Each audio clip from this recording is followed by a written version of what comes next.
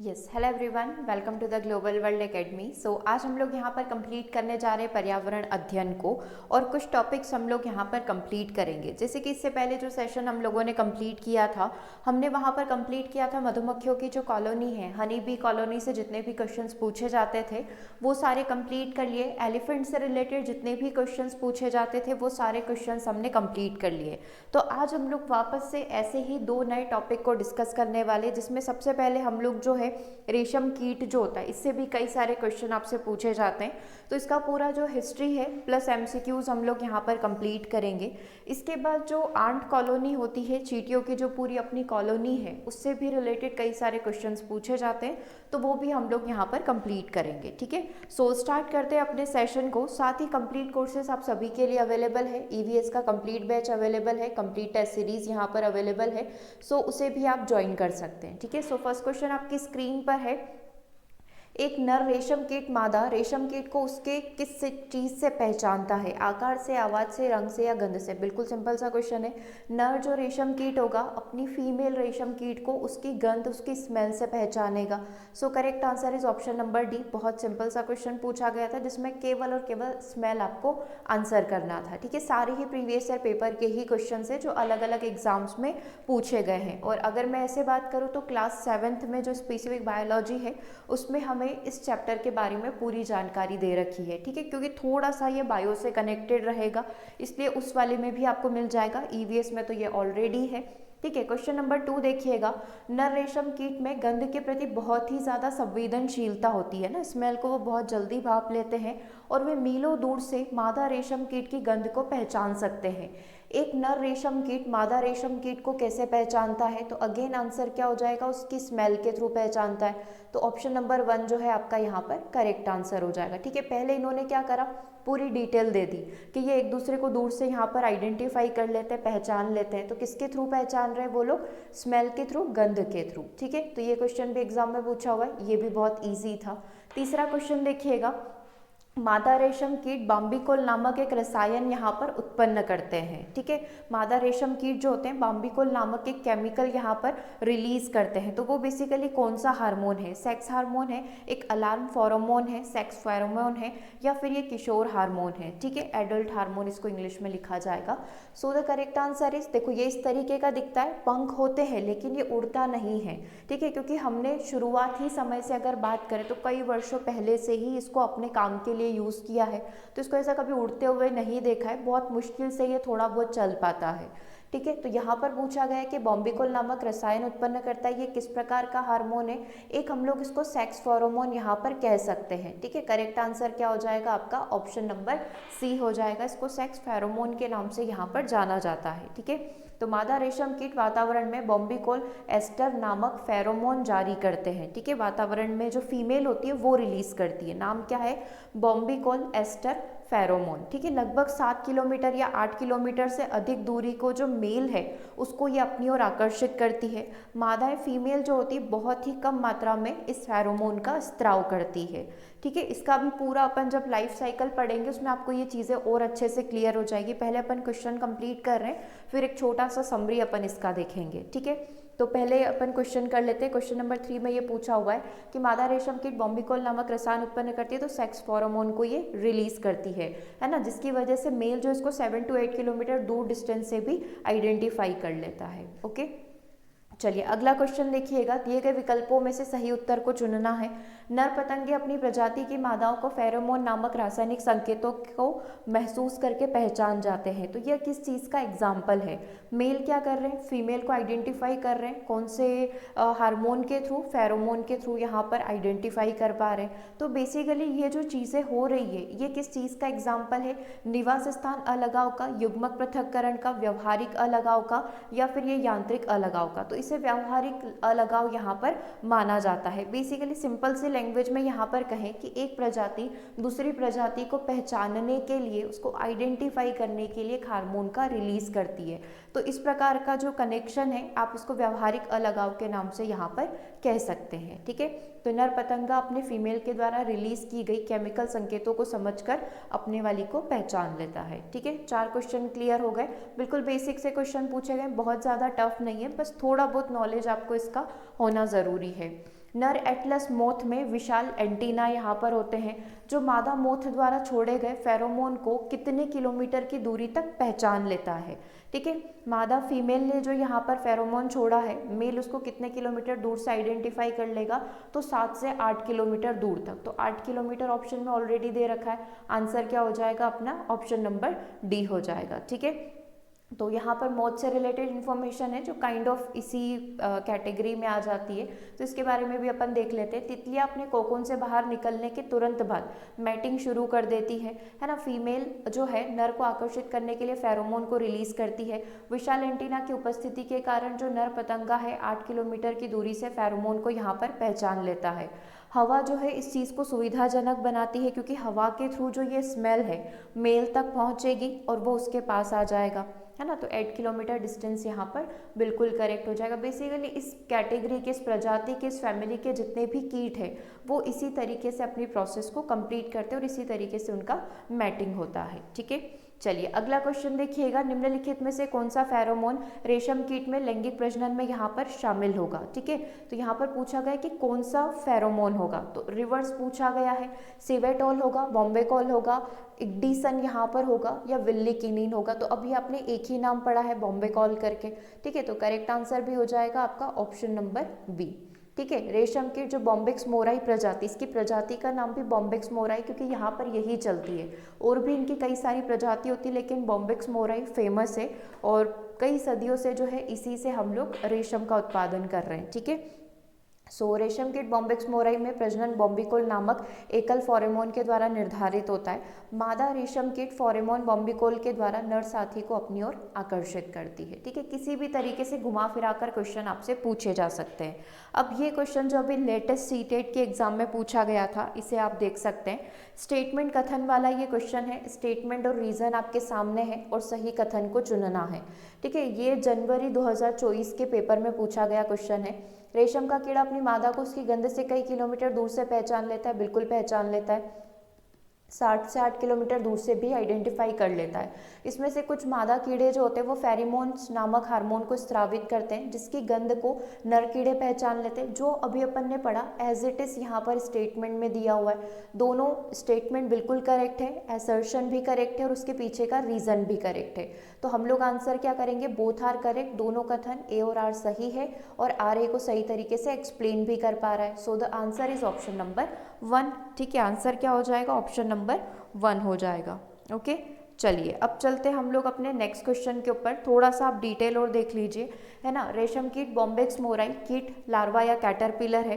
पतंगा इसमें इसलिए महत्वपूर्ण हो जाता है क्योंकि इसी के थ्रू यहाँ पर रेशम बनेगा। यह पूरी तरीके से मनुष्यों पर निर्भर रहता है क्योंकि मनुष्य ही इसका पालन करते हैं और उसी के थ्रू कोकून वगैरह सब हमको यहाँ पर प्राप्त होता है। रेशम के कीड़े जो है शहतूत के पत्तों को खाते हैं और उत्तरी चीनी के मूल निवासी माने जाते हैं। मतलब ये जो पूरी प्रोसेस स्टार्ट हुई है वो चीन से हुई है। कुछ नर कीट अपनी मादा को उसकी गंध से पहचान लेते हैं। रेशम के कीड़े अपनी मादा को उसकी गंध से कई किलोमीटर, लगभग 7 से 8 किलोमीटर दूर से आइडेंटिफाई कर लेते हैं। ठीक है, अब इसका पूरा एक बार अपन हिस्ट्री पढ़ लेते हैं, एक समरी देख लेते हैं जो अपनी एनसीईआरटी के नोट्स में। लगभग चीन में माना जाता है कि लगभग 3500 ईसा पूर्व से जो है इस प्रोसेस की यहाँ पर रेशम की खोज हो चुकी थी।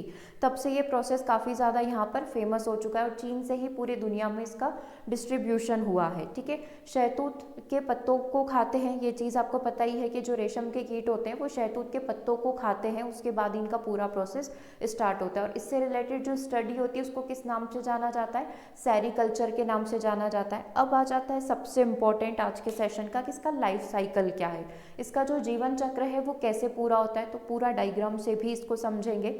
रेशम कीट का जीवन चक्र तब शुरू होता है जब मादा रेशम कीट जो है मैटिंग करके क्या देती है, अंडे रिलीज करती है। तो लगभग आप मान सकते हैं एक बार में 250 से 300 अंडे यहाँ पर देते हैं, जो बिल्कुल एक डॉट इतने छोटे छोटे यहाँ पर होते हैं। ठीक है, बिल्कुल एक बिंदु के आकार के होते हैं। तो रेशम कीट का जीवन चक्र तब शुरू होता है जब मादा रेशम कीट अंडे देती है। रेशम कीट के अंडों से कुछ समय के बाद कैटरपिलर या फिर लार्वा निकलता है। ठीक है, उन अंडों से कुछ समय के बाद क्या निकलेगा, जब वो थोड़े से परिपक्व हो जाएंगे। और ये जो अंडे होते हैं ना, ये भी देख लेना ये किस प्रकार के होते हैं, ट्रांसल्यूसेंट होते हैं। ठीक है। अब आप सोच रहे होंगे ट्रांसल्यूसेंट कैसे होते हैं, तो ये पारभासी होते हैं, मतलब पूरे ट्रांसपेरेंट, कांच की तरह आर पार देखे जाने वाले नहीं। प्लास्टिक की तरह आप इसको ऐसा समझ सकते हैं कि इसके अंदर थोड़ी बहुत अगर कोई भी जैसे लार्वा बाहर निकलने की कोशिश करेगा तो अंदर होने वाली हलचल को हल्का हल्का सा देखा जा सकता है। जैसे प्लास्टिक के आर पार आप हल्का हल्का देख सकते हो ना, सेम उसी तरीके के यहाँ पर रहते हैं। ठीक है। तो रेशम कीट के अंडों से कैटरपिलर या लार्वा बाहर निकलता है, खुद ही तोड़कर ये बाहर आ जाते हैं। रेशम कीट फिर ये जब ये लार्वा बाहर निकलेगा तो ये शहतूत की पत्तियों को खाते हैं, 30 दिन तक लगातार उन पत्तियों को खाते रहते हैं। अगर आपने वो पूरा पेड़ देखा होगा तो पत्तियां पूरी ये गायब कर देते हैं।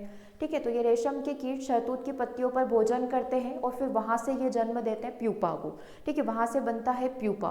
प्यूपा अवस्था में रेशम कीट खुद को बचाने के लिए एक जाल यहाँ पर बुनता है, मतलब वही रेशम के जो है वो इस तरीके से जो पतले तार होते हैं, जो अपने बाल से भी बहुत ज़्यादा पतला होता है, काफ़ी ज़्यादा स्ट्रॉन्ग यहाँ पर होता है, तो वो उसके लिए क्या करता है, एक कवच यहाँ पर बना लेता है, एक आवरण यहाँ पर बना लेता है। ठीक है। तो प्यूपा अवस्था में रेशम कीट खुद को बचाने के लिए एक जाल यहाँ पर बुनते हैं। उसके बाद ये अपना सिर हिलाते हैं, प्रोटीन से एक रेशा बुनते हैं और रेशम का जो रेशा है हमको यहाँ पर प्राप्त हो जाता है। ठीक है। कई कैटरपिलर जो है प्यूपा के चारों ओर एक सुरक्षात्मक परत बना देते हैं। इस आवरण को कोकून के रूप में यहाँ पर जाना जाता है और रेशम कीट के कोकून से ही हमको यहाँ पर क्या प्राप्त होगा, रेशम का धागा प्राप्त होगा। ठीक है। तो एक बार अपन इसको पूरा इस डायग्राम के थ्रू समझ लेते हैं। ये इस तरीके से जो है प्रोसेस यहाँ पर स्टार्ट होती है मैटिंग के थ्रू। ये यहाँ पर उसके बाद एग देगी, एग से लार्वा यहाँ पर बनेगा। ठीक है। फिर ये इस तरीके से थोड़ा बड़ा एक फिंगर के साइज का ये हो जाता है। ठीक है। फिर ये इस तरीके से पूरा अपना आवरण बुनते हैं, वाइट और येलो कलर का ये हो सकता है ना। फिर ये या तो ये इसके अंदर से खुद से बाहर निकल जाते हैं या फिर इसके बाद ही जो है यहीं से जो है रेशम बनाने की प्रोसेस स्टार्ट हो जाती है। ओके, क्लियर है यहाँ तक। चलिए अब सबसे पहले स्टेज की बात कर लेते हैं क्योंकि यहाँ पर पूछा जा सकता है थोड़ा सा और डिटेल। ठीक है। अंडा जो है रेशम कीट के जीवन चक्र का सबसे पहला स्टेज होता है। मादा पतंगा जो होता है फीमेल के द्वारा यहाँ पर दिया जाता है, छोटे बिंदुओं के आकार का होता है। एक मादा पतंगा एक बार में 350 से ज़्यादा अंडे यहाँ पर दे देती है। वसंत ऋतु का समय इनके लिए बहुत सही माना जाता है क्योंकि हवा में जो गर्मी रहती है ना, उसके कारण ये अंडे फूटना स्टार्ट हो जाते हैं। साल में एक बार ये प्रोसेस कंप्लीट होती है। ठीक है, क्लियर है यहाँ तक। तो अंडा वाली प्रोसेस हो गई, उनको फूटकर बाहर निकलने वाली प्रोसेस भी हो गई। दूसरा जो रेशम कीट बाहर निकला है, अंडे के फूटने के बाद एक रोएदार रेशम कीट पैदा होता है। रेशम कीट की इस अवस्था में वृद्धि होती है, वे शहतूत के पत्तों को खाते हैं और अगले चरण में जाने से पहले लगभग 30 दिनों तक बड़ी मात्रा में इन पत्तों का वो सेवन करते हैं। तो मतलब 30 दिन का टाइम उनको यहाँ पर चाहिए। एग से बाहर निकलने के बाद 30 दिन तक वो पूरे भोजन यहाँ पर करेंगे। ठीक है। अब तीसरी स्टेज आ जाती है कोकून बनाना। ठीक है। इस अवस्था में रेशम के कीड़े अपने चारों ओर एक सुरक्षात्मक कोकून बना देते हैं। ये एक छोटी सी कपास की गेंद के आकार का होता है और एक रेशम के धागे से बना हुआ रहता है। ठीक है। तो वो खुद से यहाँ पर उसको क्रिएट करेंगे। उसके बाद देखना लास्ट फोर्थ वाली जो स्टेज आ जाती है वो आ जाती है प्यूपा स्टेज। प्यूपा अवस्था एक गतिहीन अवस्था होती है। ठीक है। इस अवस्था में लोग जो है कोकून को उबलते पानी में डुबोकर जो है प्यूपा को मार देते हैं और रेशम के धागों को खोल देते हैं। एक स्टेज तो ये वाली यहाँ पर हो जाएगी कि जो इन्होंने यहाँ पर खोल बनाया था उसको डायरेक्टली क्या करेंगे, ये पानी में डाल देंगे। तो इसके अंदर जो हमारा रेशम का कीड़ा था वो भी इसी के अंदर रह जाता है और वो भी इसी के साथ मर जाता है। 2 से 3 तरीके होते हैं यहाँ। तो एक तो ये पानी में उबाल लेते हैं या फिर इसको तेज तपती धूप के अंदर रख देते हैं, तो उससे भी इनकी मृत्यु यहाँ पर हो जाती है। एक और स्टेज यहाँ पर होती है कि बहुत सारे केसेस ऐसे होते हैं कि उसके अंदर से जो कीड़ा है वो बाहर निकल कर आ जाता है। ठीक है। क्योंकि फिर आगे से आगे अगर जनरेशन बनानी है तो इनको सेव करके भी रखना होगा, है ना। वो इसके अंदर से बाहर निकल के आएगा, फिर दूसरे से वो मैटिंग की प्रोसेस को कंप्लीट करेगा, फिर नए अंडे देगा, फिर इस तरीके से ये पूरा साइकिल यहाँ पर चलता रहेगा। ठीक है। अब आगे देखिए पतंगा। इस अवस्था में प्यूपा जो है वयस्क पतंगे के अंदर जो है कन्वर्ट हो जाएगा। अगर यहाँ से उसको जिंदा रहने दिया तो फिर वो पतंगा बन जाएगा। ठीक है, मतलब रेशम का कीट बन जाएगा। मादा पतंगा मेटिंग के बाद अंडे देती है और इस तरह रेशम कीट का जो जीवन चक्र है वो यूं ही यहाँ पर चलता रहता है। ठीक है। देखो रेशम का प्रसंस्करण, कोकून से रेशम निकालने को रेशम प्रसंस्करण के प्रोसेस के रूप में यहाँ पर जाना जाता है। रेशम को सूरज की रोशनी में रखकर कोकून से अलग किया जाता है। रेशम की रीलिंग पूरी होने के बाद कोकून से रेशम को खोलने की प्रक्रिया यहाँ पर होती है।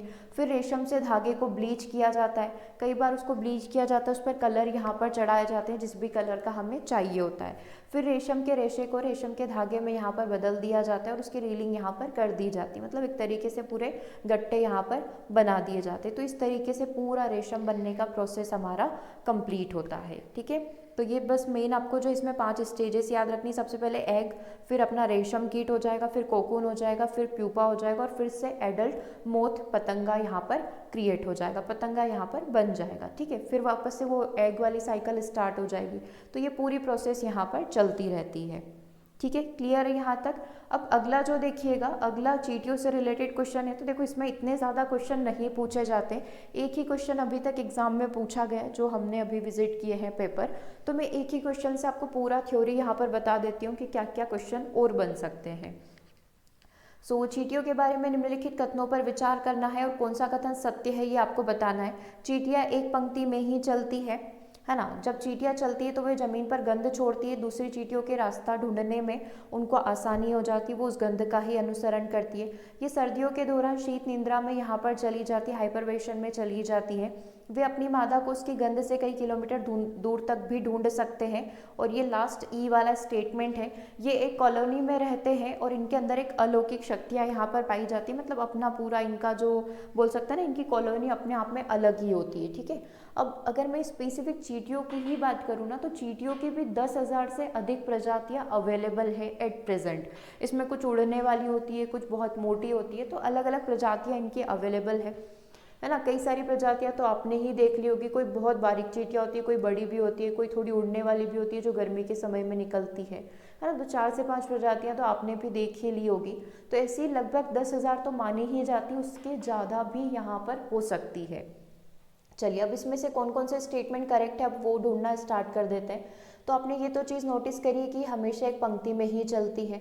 जब चींटियाँ चलती है तो वे ज़मीन पर गंध छोड़ती है ताकि पीछे आने वाली चींटियाँ जो है उसको फॉलो करती रहे, है ना। अगर आपने आंट की मूवी देखी है, चींटियों की अगर मूवी देखी है, red ant versus black ant movie देखी है, ऐसे कई सारी मूवीज़ इन पर है ना। तो तब से आपको चींटियों से और प्यार भी हो गया होगा, इनके प्रति दया की भावना भी आ गई होगी, है ना। नहीं देखी है तो एक आध मूवी ज़रूर से जाकर देख लेना, ये इसके कोई क्लिप अवेलेबल है ना, वीडियो क्लिप आप इनके जाकर देख सकते हैं। ठीक है, चलो वापस क्वेश्चन पर आ जाते हैं। ए स्टेटमेंट बिल्कुल करेक्ट है, बी स्टेटमेंट बिल्कुल करेक्ट है। शीत निद्रा वाला इनका कोई कंसेप्ट ऐसा है नहीं कि इनको सोना पसंद नहीं, इनको काम करना पसंद है। ठीक है, अब ये मादा वाला ढूंढने वाला तो रेशम कीट पर अप्लाई होता है, तो इसके लिए ये एप्लीकेबल नहीं है। ये कॉलोनी में रहती है और इनमें अलौकिक शक्ति होती है, ये बात बिल्कुल सही है। तो पहला, दूसरा और 5th नंबर का स्टेटमेंट करेक्ट है, यानी कि आंसर क्या हो जाएगा, आंसर हो जाएगा आपका 2 नंबर का, ऑप्शन नंबर 2। ठीक है, अब एक बार इसका हिस्ट्री देख लें, क्योंकि इनकी कॉलोनी है तो इसमें भी कई सारे लोग हैं। ठीक है, बेसिकली कॉलोनी की डेफिनेशन है क्या, कॉलोनी 2 या अधिक सहसंबंध व्यक्तियों के बीच में बनी हुई होती है जो एक दूसरे के साथ घनिष्ठ संबंध में रहते हैं। जैसे मधुमक्खियों की अपनी कॉलोनी है, उसमें क्वीन है, उसमें ड्रोन है, उसमें हेल्पिंग बी है। ठीक है, ऐसी चींटियों की भी अपनी है, इसमें भी ड्रोन होता है, इसमें भी क्वीन होती है, इसमें हेल्पर भी होते हैं, है ना, इस तरीके से। ठीक है, तो मधुमक्खी, चींटी और दीमक जैसे कुछ कीट जो होते हैं एक साथ समूहों में रहना पसंद करते हैं, इसीलिए इनको जो है कॉलोनी यहाँ पर कहा जाता है। और ये औपनिवेशिक कीट कहे जाते हैं, क्यों, क्योंकि अपने आसपास के घरों में सब जगह ये कीट आपको यहाँ पर मिल जाएंगे। ठीक है, तो कॉलोनियल कीट इनको यहाँ पर कह सकते हो। अब देखो, आज बात कर रहे हैं चींटियों की, तो इसके बारे में आज अपन पूरा देख लेते हैं। चींटियाँ सामाजिक कीट होती है, जैसे एलिफेंट सोशल होते हैं वैसे चींटियाँ भी सामाजिक कीट होते हैं, क्योंकि वे बड़ी कॉलोनी या समूह में रहते हैं जिसमें रानी जो है नेता होती है और श्रमिक उनके घर की रक्षा करते हैं। देख लो, अपन एलिफेंट की बात कर रहे हैं, अपन हनी बी की बात कर रहे हैं, अपन चींटी की बात कर रहे हैं, सब में जो फीमेल है वही राज कर रही है ना। तो बस इंसानों में ही थोड़ा गलत कर दिया, बाकी सब तो बिल्कुल सही जा रहे हैं। रानी चींटी कॉलोनी की संस्थापक और नेता दोनों होती है, सारे उसी के डिसीजन होते हैं। उसका प्राथमिक कार्य हजारों अंडे देकर कॉलोनी में निवास करना है। चींटियों की अलग अलग जातियाँ होती है, जो चींटियों के समूह होते हैं वो एक निश्चित कर्तव्य को पूरा करते हैं, सबका अपना अपना कार्य है। हेल्पर का अलग कार्य है, ड्रोन का अलग काम है, क्वीन अपना काम करती है। ठीक है, तो इनमें भी 4 कैटेगरी बनाई गई है। चींटियां आमतौर पर एक ही पंक्ति में चलती है, जो अभी अपन ने क्वेश्चन में देखा था। स्पेशल गंध ये यहाँ पर छोड़ती है ताकि दूसरी चींटियों को रास्ता मिल जाए। औपनिवेशिक जानवर की कैटेगरी में इनको रखा गया है। चींटियां बहुत ही ताकतवर होती है, अपने शरीर से 10 से 50 गुना ज़्यादा वजन वो उठा सकती है। ठीक है, अब देखना, अंडे देने वाली चींटी जो होती है रानी चींटी यहाँ पर होगी, जिसको क्वीन कहा जाएगा। जो अंडों की देखभाल करती है उसको श्रमिक चींटी यहाँ पर कहा जाएगा। ठीक है, वर्किंग आंट अपन इसको यहाँ पर कह सकते हैं। कॉलोनी की देखभाल करने और अंडों को दुश्मन से बचाने के लिए एक कैटेगरी और होती है, जिसको सैनिक चींटी के नाम से यहाँ पर जाना जाता है ना। शिकार को, जैसे कि इन्होंने कॉकरोच को मारा है, कॉकरोच या मरा हुआ इनको मिल गया, तो उसको उठाकर अपने घर तक लेकर आना है ना, अपनी कॉलोनी तक लेकर आना, तो ये कार्य कौन करेगी? सैनिक चींटी यहाँ पर करेगी। ठीक है, अभी पढ़ रहे हैं इसके बारे में पूरा डिटेल, और ड्रोन तो होता ही है इसके अंदर। सो रानी चींटियां आमतौर पर कॉलोनी में सबसे बड़ी चींटी होती है। चींटियों के कॉलोनी में एक या एक से अधिक रानियां हो सकती है, लेकिन ये इस बात पर निर्भर करता है कि वो किस प्रजाति की है। इसमें कई सारी प्रजातियां होती है, जैसे कई सारी रानियां एक साथ भी रहती है, या फिर एक रानी रहती है और बाकी सब दूसरों को वो मार देती है, तो इनके अलग अलग टाइप होते हैं। ठीक है, इसे हम लोगों में अपन ने जाति विभाजित कर रखी है, तो ऐसे भी इनके अलग अलग टाइप हो गए। फिर एक और कैटेगरी हो जाती है श्रमिक या मजदूर चींटियां, है ना। एक बार आप पहले ये देख लो, ये कुछ इस तरीके से होती है। ये अपना वर्किंग वाली हो गई, श्रमिक हो गई, ये सोल्जर अपना सैनिक चींटियां हो गई, ये ड्रोन हो गया, ये कुछ इस तरीके से होता है। क्वीन जो होती है इनमें सबसे बड़ी होती है ना, रानी जो है सबसे बड़ी यहाँ पर दिखती है। ओके, चलिए अब वापस से आ जाते हैं श्रमिक चींटियों के ऊपर। जब रानी चींटी अंडे देती है तो श्रमिक ऐसे कार्य करते हैं जिससे चींटियों की कॉलोनी जीवित रहती है। ठीक है, श्रमिक मजदूर चींटियां मादा चींटियां होती है और इनमें से अधिकांश चींटी के घोंसले में रहती है और बच्चों की देखभाल का कार्य यहाँ पर करती है। ओके, उसके बाद देखिएगा, कॉलोनी में श्रमिक चींटियों के अलग अलग रोल यहाँ पर हो सकते हैं। सबको अपना अपना काम दे रखा है, एक को सफाई वाला, एक को अंडे की सुरक्षा करना, एक को बच्चों को फीड यहाँ पर लार्वा वगैरह खिलाना। ये सारी चीज़ें जो है अलग अलग कार्य इनके होते हैं। ठीक है, सैनिक चींटी सैनिक चींटियों के सैनिक श्रमिक वर्ग की चींटियों से थोड़े यहाँ पर बड़े रहेंगे। उनके जबड़े श्रमिक वर्ग की तुलना में, चींटियों की तुलना में थोड़े से बड़े रहते हैं। तो बेसिकली वो क्या कर रहे हैं, सैनिक है तो उनको क्या करना है, पूरी सभी चींटियों की, अंडों वगैरह सबकी रक्षा करनी है। वृद्ध सैनिकों के सिर युवा सैनिकों की तुलना में बड़े और जबड़े इनके मजबूत होते हैं। वे कॉलोनी और अंडों की दुश्मनों से रक्षा करते हैं तथा भारी से भारी शिकार को कॉलोनी तक ले जाने में मदद करते हैं। ठीक है, आपने देखा होगा सेव के दाने चल रहे होते हैं नमकीन के, तो वो क्यों चल रहे होते हैं, क्योंकि चींटियां उनको लेकर जा रही होती है। ठीक है, तो वो किसी भी चीज़ को अपन से 50 गुना, उनके वजन से 50 गुना अधिक वजन को वो लेकर जा सकती है। ठीक है, तो ये देख सकते हैं वर्कर सोल्जर जो है थोड़े से मजबूत यहाँ पर होते हैं, है ना, जबड़े मजबूत होते हैं जैसा कहा गया है, ये आप देख सकते हैं। ठीक है, ये ड्रोन हो गया, काफ़ी कम ही दिखता है, ड्रोन का ऐसा कोई कार्य नहीं है, ओनली मैटिंग में ये हेल्प करता है। और ये अपनी क्वीन होगी जो अंडे की रक्षा यहाँ पर करती है। ठीक है, और यूजुअली ये अंदर ही रहते हैं, बाहर घूमने में आपको केवल सोल्जर दिखेंगे और वर्कर्स दिखेंगे। ठीक है, यूजुअली ये बहुत कम होता है कि क्वीन और ड्रोन आपको दिखाई दे। ठीक है, ये क्योंकि सुरक्षित रहते हैं, पता चला आपके पैर रखने से ये मर गए, है ना, तो वो वाली चीज़ ना हो, इसके लिए बाहर जो निकलती है वो श्रमिक चींटियाँ और हमारे जो सोल्जर्स हैं वो ही यहाँ पर बाहर निकलते हैं। ओके, सो ये हो गई अपनी चींटियों की पूरी हिस्ट्री। आई होप कि ये हिस्ट्री आपको अच्छे से समझ में भी आ गई हो, और जिस भी तरीके से क्वेश्चन पूछे जाए अब आप इजीली इस टाइप के क्वेश्चन का आंसर कर सकते हैं। ठीक है, तो हमारा एक आंट कंप्लीट हो गया है, एक रेशम का कीड़ा जिससे हमेशा पूछा ही जाता है। नो डाउट कि इस वाले टॉपिक से आपको हर एक पेपर में क्वेश्चन मिल जाएगा। ठीक है, तो ये हमारा आज का पार्ट कंप्लीट होता है। तो दोनों सेशन आप ज़रूर से देख लेना। इससे पहले वाला जो सेशन था उसमें भी अपन ने से 2 टॉपिक कंप्लीट किए थे, और आज अपने 2 टॉपिक और कंप्लीट हो गए। ठीक है, सो मिलते हैं हम लोग अपने नेक्स्ट सेशन में कुछ नए टॉपिक्स के साथ। Thanks for watching.